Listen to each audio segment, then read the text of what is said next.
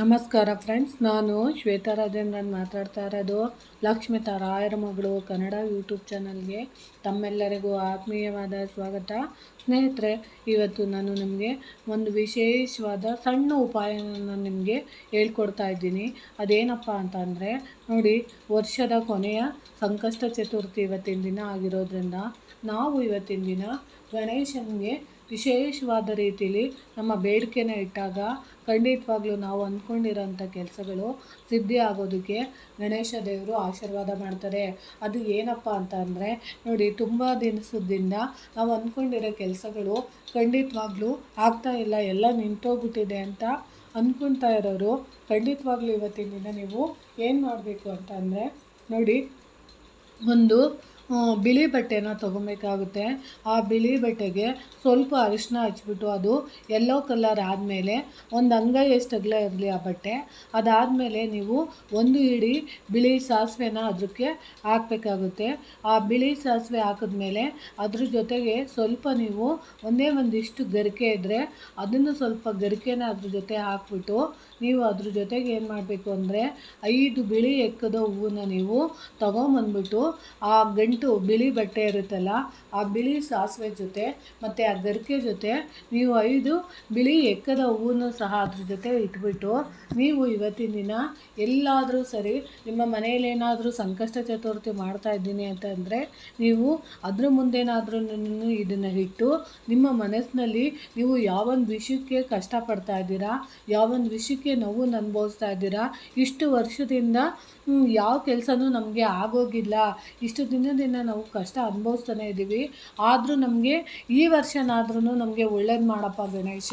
ಯಾಕಂದರೆ ವರ್ಷದ ಕೊನೆಯಲ್ಲಿದ್ದೀವಿ, ಅಟ್ಲೀಸ್ಟ್ ಮುಂದೆ ಬರೋಂಥ ನಮಗೆ ಹೊಸ ವರ್ಷದಿಂದ ನಮ್ಮ ಮನೆಯಲ್ಲಿ ಎಲ್ಲ ಶುಭ ಕಾರ್ಯಗಳು ನೆರವೇರಲಿ ಅಂತ ನೀವು ಗಣೇಶನ ಹತ್ರ ಪ್ರಾರ್ಥನೆ ಮಾಡಬೇಕಾಗುತ್ತೆ. ಅದರಲ್ಲೂ ಮುಖ್ಯವಾಗಿ ನೀವು ಆ ಗಂಟನ್ನು ಏನು ಮಾಡಬೇಕು ಅಂದರೆ, ಸಾಧ್ಯವಾದಷ್ಟು ಗಣೇಶನ ಮುಂದೆ ಇಟ್ಟು ತದನಂತರ ನೀವು ಏನು ಮಾಡಬೇಕು, ಅದಕ್ಕೆ ಪೂಜೆ ಎಲ್ಲ ಸಲ್ಲಿಸಿದ ನಂತರ ಅದನ್ನು ತಗೊಂಡೋಗಿ ಯಾವುದಾದ್ರೂ ಒಂದು ಆಲದ ಮರಕ್ಕೆ ನೀವು ಕಟ್ಟಿ ಬರೋದ್ರಿಂದ ಖಂಡಿತವಾಗ್ಲೂ ಹೇಳ್ತೀನಿ, ವರ್ಷ ಪೂರ್ತಿ ನಿಂತೋಗಿರೋ ಅಂಥ ಕೆಲಸ ಕಾರ್ಯಗಳು ಅಥವಾ ನೀವು ಅಂದ್ಕೊಂಡಿರೋಂಥ ಕೆಲಸಗಳಲ್ಲಿ ನೀವು ಸಕ್ಸಸ್ ಅನ್ನೋದು ಇವತ್ತಿನ ತನಕ ನೀವು ನೋಡಿಲ್ಲ ಅಂತ ಅನ್ನೋರು ಖಂಡಿತವಾಗ್ಲೂ ಅದು ನಿಮಗೆ ಯಶಸ್ಸು ಮತ್ತು ಕೀರ್ತಿ ತರೋದಕ್ಕೆ ಖಂಡಿತವಾಗ್ಲೂ ಸಹಾಯ ಮಾಡುತ್ತೆ ಅಂತ ನಾನು ತಿಳಿಸೋಕ್ಕೆ ಇಷ್ಟಪಡ್ತೀನಿ. ಯಾಕಂದರೆ ನೋಡಿ, ನಾವು ಒಂದು ವರ್ಷದಿಂದ ನಾವು ಎಷ್ಟೇ ಪ್ರಯತ್ನ ಪಟ್ಟಿದ್ರೂ ಆಗ್ತಾ ಇಲ್ಲ ಅಂತ ಅನ್ನೋರು ಖಂಡಿತವಾಗ್ಲೂ ಇದನ್ನು ನೀವು ಮಾಡಬೇಕಾಗತ್ತೆ. ಏನು ಇಲ್ಲಿ ನಾವು ದುಡ್ಡು ಜಾಸ್ತಿ ಏನು ಖರ್ಚು ಮಾಡಬೇಕಾಗಿಲ್ಲ, ಆದರೆ ಖಂಡಿತವಾಗ್ಲೂ ಹೇಳ್ತೀನಿ, ಈ ತಂತ್ರನ ನೀವು ಇವತ್ತಿನ ದಿನ ಮಾಡ್ಕೊಂಡಿದ್ದೆ ಆದರೆ ಖಂಡಿತವಾಗ್ಲೂ ನಿಮಗೆ ಅನುಕೂಲ ಮಾಡಿಕೊಡುತ್ತೆ. ಅಕಸ್ಮಾತ್ ನಿಮಗೆ ಈ ತಂತ್ರ ನಿಮ್ಮ ಕೈಯಲ್ಲಿ ಮಾಡ್ಕೊಳ್ಳೋಕ್ಕಾಗಲಿಲ್ಲ ಅಂದರೆ ಇನ್ನೂ ಒಂದು ಪುಟ್ಟ ತಂತ್ರನ ನಾನು ನಿಮಗೆ ತಿಳಿಸ್ಕೊಡ್ತೀನಿ. ಅದೇನಪ್ಪ ಅಂತ ಅಂದರೆ, ಮುಖ್ಯವಾಗಿ ನೀವು ಏನು ಮಾಡಬೇಕು ಅಂದರೆ, ನಿಮ್ಮದು ಯಾವುದೇ ಒಂದು ಅಂದುಕೊಂಡು ಕೆಲಸ ನಿಮಗೆ ಅತಿ ಶೀಘ್ರವಾಗಿ ಆಗಬೇಕು ಅಂದರೆ ನೀವು 5 ವೀಳ್ಯದೆಲೆನ ನೀವು ತೊಗೊಬೇಕಾಗುತ್ತೆ.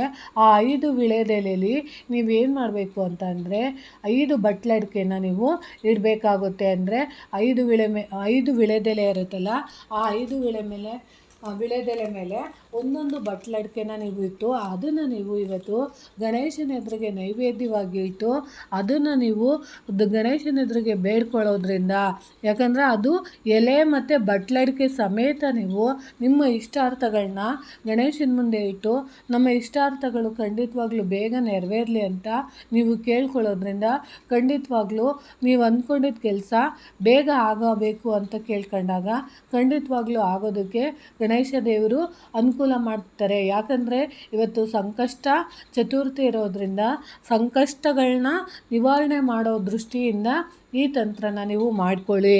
ಅಕಸ್ಮಾತ್ ನಿಮಗೆ ಅದು ಆಗಲಿಲ್ಲ ಅಂದರೆ ಇನ್ನೂ ಒಂದು ನಾನು ನಿಮಗೆ ಹೇಳ್ತೀನಿ.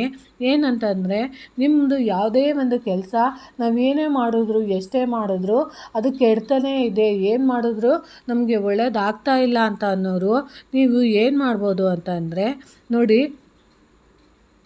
ವಿಳೆದೆಲೆನ ನೀವು ತೊಗೊಬೇಕಾಗುತ್ತೆ. ಆ ವಿಳೆದೆಲೆಯಲ್ಲಿ ನೀವು ಒಂದು 11 ಲವಂಗನ ತೊಗೊಬೇಕಾಗುತ್ತೆ. ಆಮೇಲೆ 11 ಏಲಕ್ಕಿ ಕಾಯಿನ ನೀವು ತೊಗೊಂಬಿಟ್ಟು ಅದನ್ನ ವಿಳೆದೆಲೆಯಲ್ಲಿ ಸುತ್ತಬಿಡಬೇಕು. ಸುತ್ತಬಿಟ್ಟು ಅದನ್ನು ನೀವೇನು ಮಾಡಬೇಕು, ನಿಮ್ಮ ಸಮಸ್ಯೆಗಳು ಏನೇನಿದೆ ಪ್ರತಿಯೊಂದನ್ನು ಆ ವಿಳೆದೆಲೆ ಮತ್ತು ಲವಂಗ ಇಟ್ಟಿರೋ ಅಂಥ ಏಲಕ್ಕಿ ಇಟ್ಟಿರೋ ಅಂಥದ್ರಲ್ಲಿ ನೀವು ನಿಮ್ಮ ಸಮಸ್ಯೆಗಳಲ್ಲಿ ಏನೇನಿದೆ ಅದನ್ನೆಲ್ಲ ನೀವು ಬೇಡಿಕೊಂಡು ಅದನ್ನು ನೀವು ಗಣೇಶನ ಎದುರಿಗೆ ನೀವು ದೃಷ್ಟಿ ತೆಗೆದುಬಿಟ್ಟು ಅದನ್ನು ನೀವು ಯಾವುದಾದ್ರೂ ಕೆಲಸ ನಮಗೆ ಇಷ್ಟು ದಿನ ಆದ್ರೂ ನಮಗೆ ಪರಿಹಾರ ಆಗಿಲ್ಲ ಅಂತೇಳಿ ನಿಮ್ಮನ್ನು ನೀವು ದೃಷ್ಟಿ ತಗೊಂಡು ಅದನ್ನು ಗಣೇಶನ ಎದುರಿಗೆ ಇಟ್ಬಿಟ್ಟು ಬೇಡ್ಕೊಳ್ಳೋದ್ರಿಂದ ಖಂಡಿತವಾಗ್ಲೂ ನಿಮಗೆ ಯಾವುದು ಕೆಲಸಗಳು ಅಂದ್ಕೊಂಡಿರೋ ಕೆಲಸಗಳು ನಿಂತೋಗಿದೆಯೋ ಅಂಥ ಕೆಲಸಗಳು ಖಂಡಿತವಾಗ್ಲೂ ನೆರವೇರೋದಕ್ಕೆ ಸಹಾಯ ಮಾಡಿಕೊಡುತ್ತೆ. ನೋಡು ಸ್ನೇಹಿತರೆ, ನನಗೆ ಗೊತ್ತಿರೋಷ್ಟು ಪುಟ್ಟ ಮಾಹಿತಿನ ನಾನು ನಿಮಗೆ ತಿಳಿಸ್ಕೊಟ್ಟಿದ್ದೀನಿ.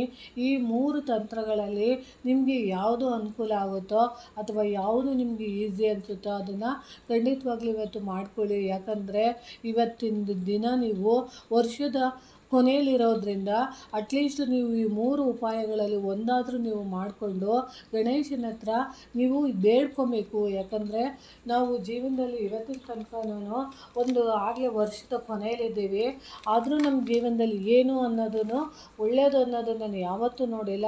ಅದಕ್ಕೋಸ್ಕರ ಇನ್ಮೇಲಾದ್ರೂ ಮುಂಬರುವ ದಿನಗಳಲ್ಲಾದ್ರೂ ನಮ್ಮ ಅಂದುಕೊಂಡಿರೋಂಥ ಕೆಲಸಗಳಿರ್ಬೋದು, ಕಾರ್ಯಗಳಿರ್ಬೋದು, ಸುಖ, ಶಾಂತಿ, ನೆಮ್ಮದಿ, ಆರೋಗ್ಯ, ಆಯಸ್ಸು ಎಲ್ಲನೂ ಸಿಗೋದಕ್ಕೆ ಸಹಾಯ ಮಾಡಿ ಅಂತ ಹೇಳಿ ನೀವು ಇವತ್ತಿನ ದಿನ ಗಣೇಶನಿಗೆ ಈ ಪುಟ್ಟ ಉಪಾಯಗಳಲ್ಲಿ ಯಾವುದು ಸರಿ, ಯಾವುದು ನಿಮಗೆ ಅನುಕೂಲ ಆಗುತ್ತೋ ಆ ಪುಟ್ಟ ಉಪಾಯನ ನೀವು ಮಾಡ್ಕೊಳ್ಳೋದ್ರಿಂದ ಖಂಡಿತವಾಗ್ಲೂ ನಿಮ್ಮ ಕೆಲಸದಲ್ಲಿ ಪ್ರಗತಿ ಮತ್ತು ಯಶಸ್ಸು ಮತ್ತು ಕೀರ್ತಿನ ಪಡೆಯೋದಕ್ಕೆ ಸಹಾಯ ಮಾಡುತ್ತೆ ಅಂತ ತಿಳಿಸ್ತೀನಿ.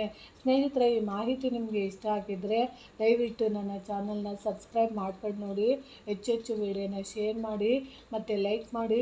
ಹೊಸದಾಗಿ ಯಾರಾದರೂ ನನ್ನ ಚಾನಲ್ನ ನೋಡ್ತಾ ಇದ್ದರೆ ದಯವಿಟ್ಟು ಸಬ್ಸ್ಕ್ರೈಬ್ ಮಾಡ್ಕೊಂಡು ನೋಡಿ ಅಂತ ತಿಳಿಸೋಕ್ಕೆ ಇಷ್ಟಪಡ್ತೀನಿ.